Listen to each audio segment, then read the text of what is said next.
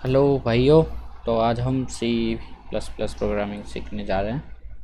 तो C plus plus programming में सबसे पहले तो जैसे कोई भी प्रोग्रामिंग लैंग्वेज में सबसे पहले तो आता है, जैसे अपन को मेन चीज़ होती है डेटा ही। तो उसको अपन को स्टोर करना होता है। तो अब डेटा बहुत तरह का हो सकता है, जैसे कि कुछ डेटा हो सकता है, जैसे कि कोई नंबर हो सकता है। नंबर सपोज करो जैसे कि 1 2 3 4 13। और अपने पास में अलग तरह के नंबर भी हो सकते हैं, ठीक है। अपने पास में अलग तरह के नंबर जैसे कि वो नंबर जिसमें पॉइंट आते हो। तो सपोज वो हो सकते हैं जैसे 1.2 3.2.3 एंड कुछ भी 0 पॉइंट कुछ भी माइनस का 0 पॉइंट, ठीक है। ऐसे कुछ नंबर होते हैं। और कैसा टाइप का डेटा हो सकता है अपने पास में, एक थोड़ा मस्त सा होता है। एक होता है बुलियन टाइप होती है, ठीक है। बुलियन मतलब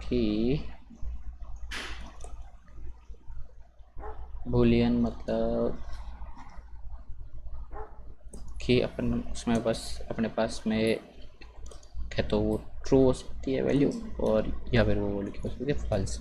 मतलब कि बस ये दो ऑप्शन ही होते हैं। फिर इसके बाद में, ठीक है, जो पॉइंट वाले नंबर उनको अपनी भाषा में फ्लोटिंग पॉइंट नंबर बोलते हैं, जैसे 1.2 और 2.3 सो ऑन। और जो वो होते हैं ना इंटीजर, उनको इंटीजर बोलते हैं, इंटीजर। इसमें कौन आते हैं, इसमें आते हैं जैसे माइनस का 10 0 7। फिर अब एक बात बताओ, क्या इससे सब कुछ हो जाएगा? नहीं होगा ना। एक अपना जैसे कोई नाम होता है, उसके लिए क्या होता है कि अपने पास में एक लिटरल्स होते हैं, ठीक है। मतलब स्ट्रिंग लिटरल्स, ओके। तो इसमें क्या आता है, इसमें आते हैं जैसे कि कोई भी नाम है ना, जैसे कि मेरा नाम, ठीक है। ओके, कोई भी रैंडम नाम जैसे कि कृष्णा, ठीक है। ओके, एंड या फिर कुछ और खाली भी हो सकता है, मतलब एम्प्टी।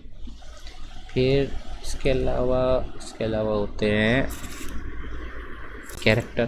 कैरेक्टर हो सकते हैं। तो कैरेक्टर में जैसे कि कोई भी एक कैरेक्टर कुछ भी हो सकता है, कुछ भी इन सेंस वो ए हो सकता है, या बड़ा बी हो सकता है, या फिर डॉट हो सकता है, स्टार हो सकता है, ठीक है। तो कुछ भी हो सकता है। इवन वो कोई डिजिट भी हो सकती है जैसे कि 3। पर ये बात का ध्यान रखना है, प्रो आता है बस एक, एक आता है बस एक चीज़। पर एक ख़ास बात ये है कि सपोज आप टैब टैब लिखना चाहते हो, टैब, ठीक है। तो टैब टैब ऐसे तो लिखोगे नहीं टैब, क्योंकि पहली बात तो इसके अंदर एक ही होना चाहिए, तो इसलिए गलत है भैया, वैसे भी है। तो एक स्पेशल चीज़ होती है जिसको बोलते हैं अपन एस्केप। एस्केप क्या होता है कि एस्केप कैरेक्टर होता है कि वो एक स्पेशल कैरेक्टर होता है असल में। तो वो किसी चीज़ का इफ़ेक्ट को नलीफाई कर सकता है, और या फिर किसी में नया इफ़ेक्ट दे सकता है, डिपेंडिंग कि क्या सा डिज़ाइन किया हुआ है।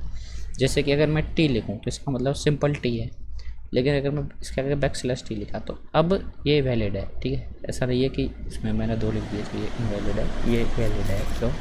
क्योंकि एक ही ट्रीट हो रहा है, क्योंकि ये तो क्या है, जस्ट क्या स्केप कैरेक्टर है, तो ये बताना चाह रहा है कि इसके बाद में जो कैरेक्टर आएगा ना, इसका स्पेशल मीनिंग है। तो मतलब ये तो एक प्रकार से है ही नहीं, मेन तो यही है। अब इसको स्पेशल देने के लिए ये लगा हुआ है, तो ये एक वैलिड है। ये इसका मतलब असल में टैब ही होता है, ठीक है। और जैसे कि बैक स्लैश है, ये एक न्यू लाइन कैरेक्टर है। न्यू लाइन कैरेक्टर मतलब कि एंटर, ठीक है, नॉर्मल एंटर के बराबर होता है। अच्छा, इसकी वैल्यू स्पेस भी हो सकती है, ठीक है। इस बात का ध्यान रखना कि ये स्पेस आप क्या प्रिंट करना चाह रहे हो, आप स्पेस प्रिंट करना चाह रहे हो, तो ऐसे सेम चीज़, ठीक है।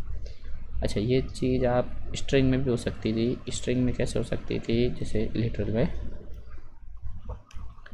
लिटरल्स में ऐसे हो सकता था कि आप अपना नाम लिख सकना चाहते हो, चेतन टैब प्रकाश, ठीक है, तो आप लिखोगे चेतन टैब। अब एक तरीका तो ये टैब देने का कि भैया 8 स्पेस तो, ठीक है, पर कई कई जगह 8 स्पेस नहीं होते, 4 ही होते हैं, कई कई जगह 2 ही होते हैं, डिपेंडिंग। तो ए से बैकस्लैश जी, ये एक टैब को रिप्रेजेंट करता है। असल में टैब और स्पेस में अंतर होता है, ऐसा नहीं होता कि 8 स्पेस बराबर टैब होता है, ठीक है। 8 स्पेस अलग से मीनिंग है और एक टैब का अलग मीनिंग है, ठीक है। तो असल में इसका मतलब क्या है, हाँ, कि ये चेतन फिर एक टैब है बीच में, फिर प्रकाश लिखा हुआ है, इस टी का एक स्पेशल सेंस है, सेम, ठीक है। ऐसे बहुत सारे इसके कैरेक्टर होते हैं, बहुत सारे इसके कैरेक्टर नहीं, ऐसे बहुत सारे स्पेशल होते हैं, जैसे कि बैकस्लैश जीरो होती है, बैकस्लैश ए होता है, and so very backslash b and बहुत कुछ, ठीक है। अच्छा, एक और बात होती है, वो बात ये होती है कि जो स्ट्रिंग लिटरल्स होता है वो हमेशा डबल कोट में लिखा जाता है, ठीक है, जबकि जो कैरेक्टर होता है वो हमेशा सिंगल कोट में लिखा जाता है। तो ये एक एम्प्टी कैरेक्टर है, ठीक है, ओ शिट, ठीक है, कि तो एक एम्प्टी कैरेक्टर है, जबकि ये एक एम्प्टी स्ट्रिंग है, स्ट्रिंग लिटरल, ठीक है। चलो ये भी ठीक है। और क्या टाइप हो सकता है, ऐसे तो और भी टाइप होते हैं। एक स्पेशल टाइप होता है, एक और स्पेशल टाइप होता है, वो टाइप होता है वॉइड। वॉइड मतलब आपने वॉइड सुना ही होगा बहुत बार, में भी फिजिक्स की किताबों में भी था शायद से वॉइड, है ना। तो असल में उसके वॉइड का क्या मतलब होता था, मैं बताता हूँ। उसके वॉइड का मतलब होता था कि जैसे आप 3 स्पेयर रखो, 4 स्पेयर रखो, उनको एक साथ रखो, लेकिन बीच में जगह रह जाती है हमेशा। आप क्यूब रखो, सबको दता के रखो, बीच में जगह नहीं रहेगी, मतलब बराबर क्यूब में सब कुछ, ठीक है। लेकिन स्पेयर रखो तो फिर वो क्या है कि बीच में जगह रह जाती है। आपने पढ़े होंगे, उनको वॉइड कहते हैं असल में, वो वॉइड होता है। वॉइड मतलब खाली जगह, एकदम खाली, ऐसा कुछ नहीं होता है। तो ऐसे ही एक टाइप है वॉइड, जिसका मतलब क्या है कि जब आप कोई टाइप स्पेसिफाई नहीं करना चाह रहे तो मतलब उसका टाइप वॉइड है, ऐसा कुछ, मतलब कोई टाइप नहीं है, सीधी सी बात है। तो इसलिए अपन उसको एक स्पेशल नाम दे दिया, वॉइड, कूल, ठीक है। तो ये तो हो गया अपने टाइप की बातें हो गई, ठीक है, कि अब अपन को जैसे कुछ भी करना है तो बनाना पड़ेगा।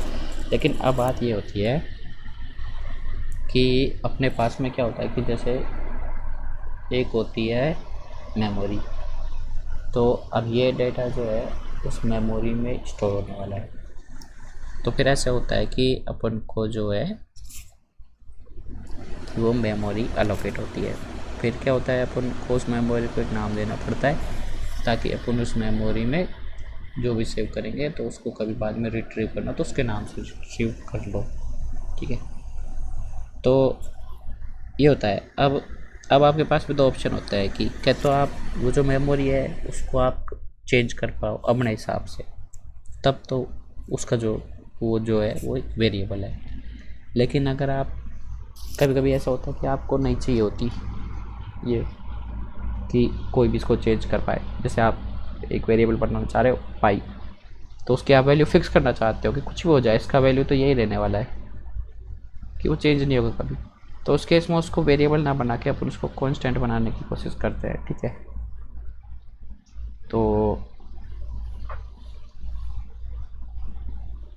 तो ये तो वेरिएबल और कांस्टेंट्स हो गए। तो एक एग्जांपल ले कि अपन 2 वेरिएबल बनाएंगे इंटीजर टाइप के, ठीक है, ताकि उस मेमोरी में क्या स्टोर होने वाला है, ताकि पता हो प्रोग्राम को कि भैया इसमें क्या है, इंटीजर्स है, ताकि वो सारे ऑपरेशन उस हिसाब से करेगा, है ना। फिर क्या होता है, अपन को उन दोनों का एडिशन प्रिंट करना है। प्रिंट कहाँ करना है, यहाँ पे इस स्क्रीन पे प्रिंट करना है, ठीक है, इस पे, ठीक है। तो जो अभी देखो, अभी हम ऐसा नहीं है कि साथ में सिर्फ हम सी प्रोग्रामिंग सीखने वाले हैं, अपन साथ में बैश भी सीख रहे हैं, ठीक है। बैश मतलब ये टर्मिनल की कमांड्स कुछ भी, तो अपन वो भी सीख रहे हैं। अपन एडिटर भी सीख रहे हैं, क्योंकि इसमें अपन वेब एडिटर का यूज़ करने वाले हैं, तो कुछ एक कमांड तो हल्की फुल्की तो अपन सीख ही जाएंगे, नहीं। हाँ, और तो अभी जैसे एक कमांड होती है ls, जो लिस्ट का काम करती है कि इसमें क्या क्या है, ठीक है। तो भैया इसके हिसाब से, ठीक है, तो इसके हिसाब से इसमें एक फाइल बननी पड़ी है जिसका नाम ये है, और जो मुझे लगता है अभी थोड़ी देर पहले ही बनी थी। ओ, ये रहा।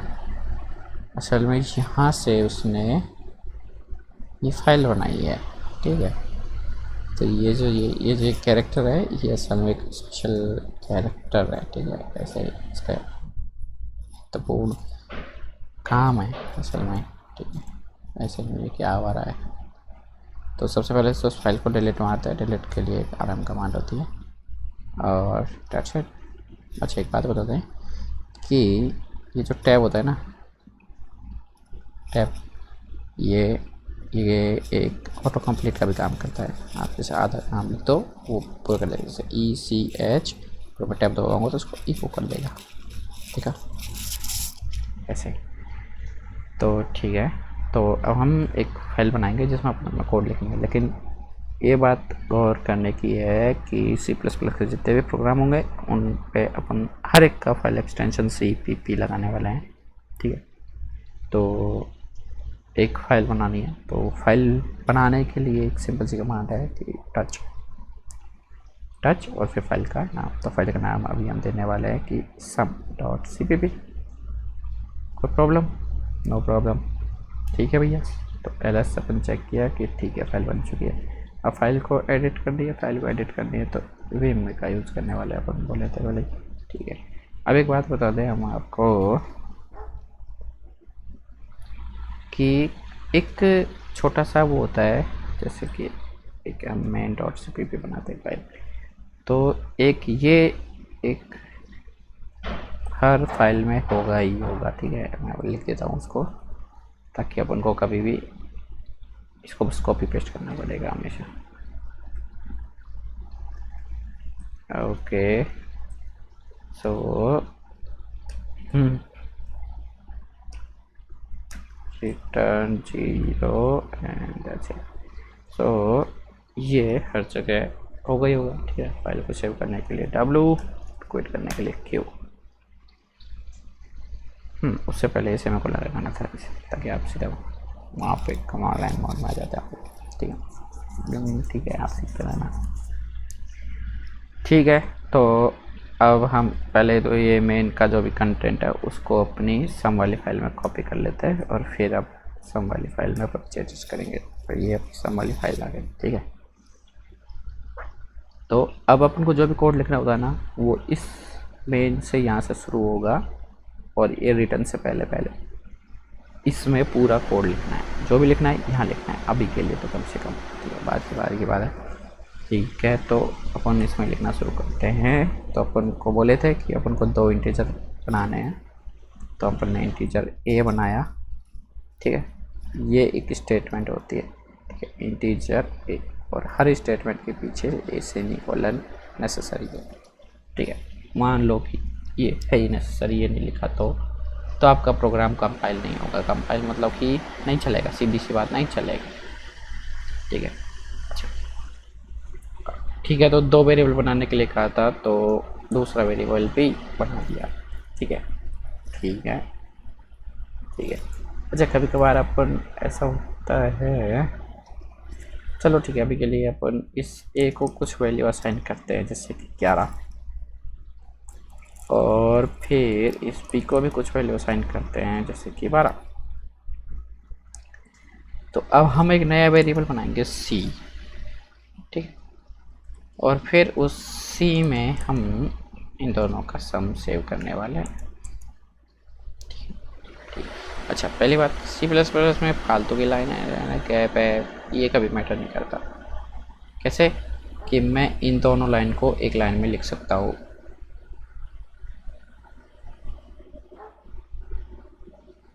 कैसे, हम बताते हैं कैसे। इससे ये एक वैलिड लाइन है, ठीक है, और ये भी एक वैलिड लाइन है। मतलब आप पूरा प्रोग्राम एक लाइन में ख़त्म कर सकते हो और वो चलेगा, ठीक है, ये चलेगा। पर अपन ऐसा नहीं करते, थोड़े सभ्य आदमी हैं।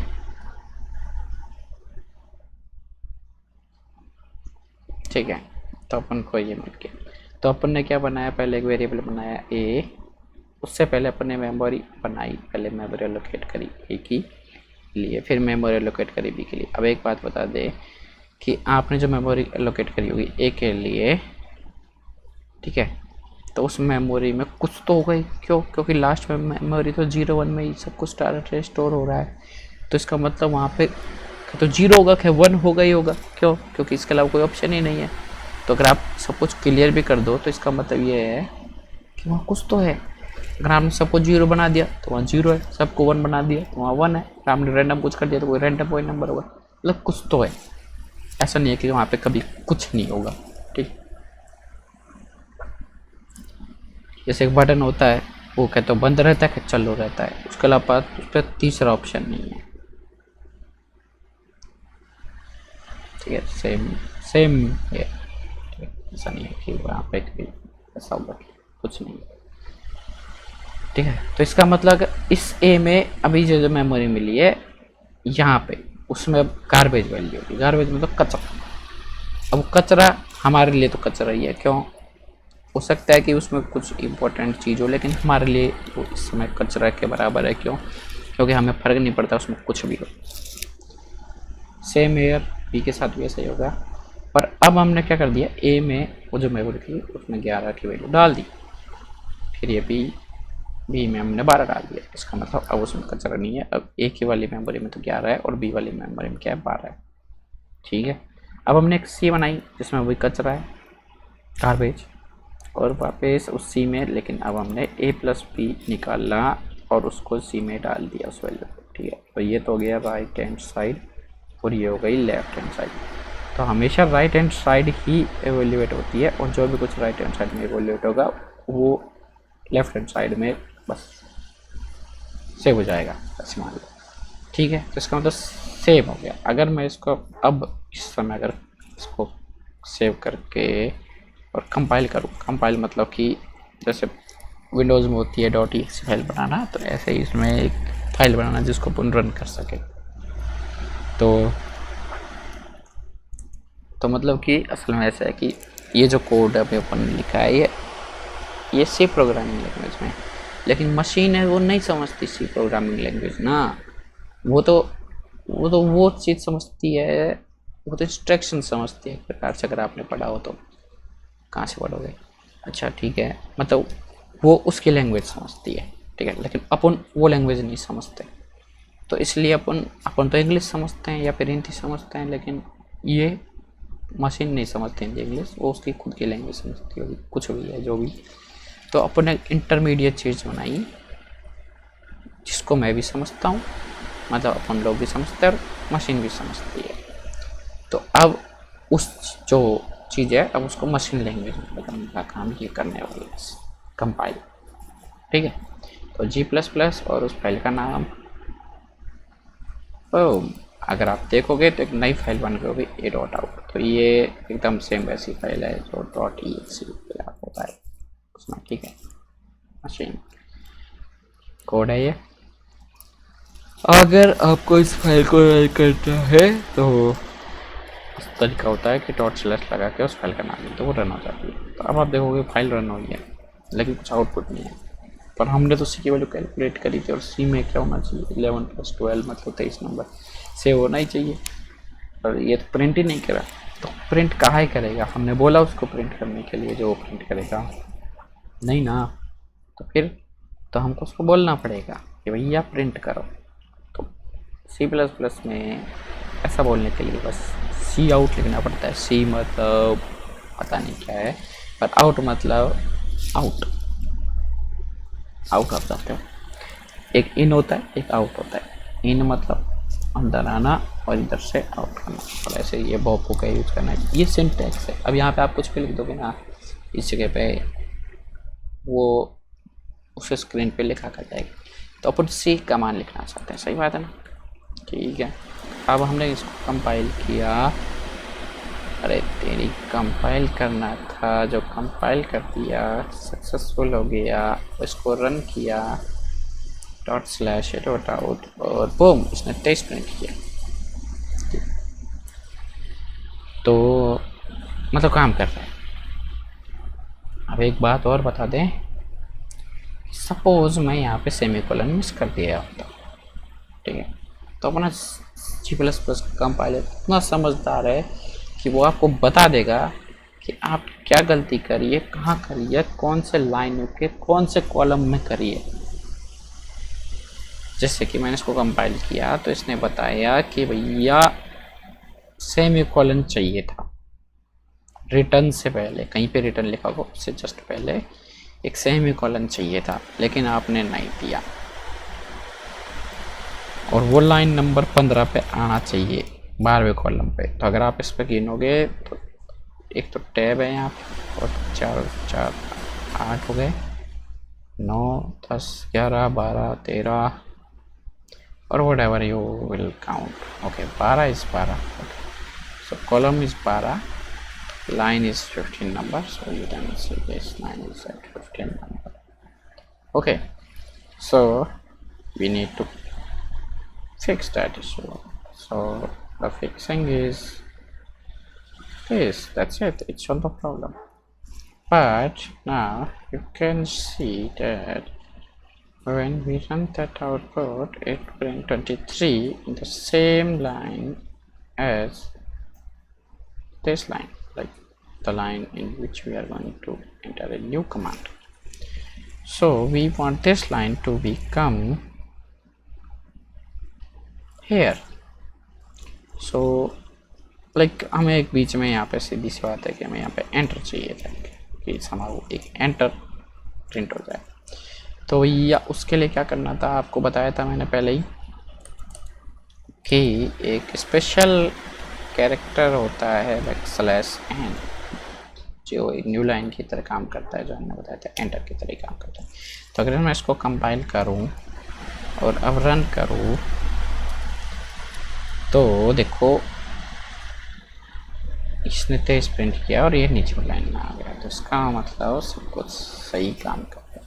तो भैया समझ गए क्या करना है, ठीक है? मतलब अपन थोड़ा सा तो समझ गए कि वेरिएबल्स क्या होते हैं, कॉन्स्टेंट्स क्या होते हैं, ठीक है? कॉन्स्टेंट वेरिएबल समझ गए ना? जब नहीं समझे तो एक बात बताऊँ, ठीक है? ये देखिए एक सिंपल तरीका बताते हैं, ये लगाओ, वी दबाओ, एंटर दबाओ, देखा? असल में ये होता है कि वो लास्ट कमांड होता है जो उससे शुरू हुई हो। तो वी से हमको पता है कि हमारी लास्ट कमांड विम और ये इस फाइल का नाम थी, तो अल्टीमेटली हमको वो कमांड करनी है। अच्छा, अब ऐसा है जैसे कि अब हमने यहाँ पे सी आउट कर दिया सी का वैल्यू को, लेकिन अब मानो अब हमने सी का मान 100 कर दिया, मान लो सी का मान 100 का, और अब हमने वापस से सी का मान को प्रिंट कर दिया। तो अब ये एक बार ठीक है सेम आपको ही काम करने वाला है। पहले उसको कंपाइल कर दिया और कंपाइल करने के बाद में ये रन कर दिया। तो देखोगे आप कि पहले इसने 23 प्रिंट किया, फिर इसने अगले लाइन प्रिंट करी और फिर 100 प्रिंट कर दिया। तो अब क्या हुआ कि सी का मान पहले 23 था, सी का मान अब 100 हो गया, मतलब कि चेंज हो सकता है पहले। तो ये तो वेरिएबल है, और अगर गलती से चेंज नहीं हो सकता मतलब आपको कंपाइल ही नहीं करने देगा। अगर आप चेंज कर दोगे तो कंपाइलेशन एरर आ जाएगी। तो वो होते हैं कॉन्स्टेंट्स, ठीक है? चलो ठीक है तो बाय बाय।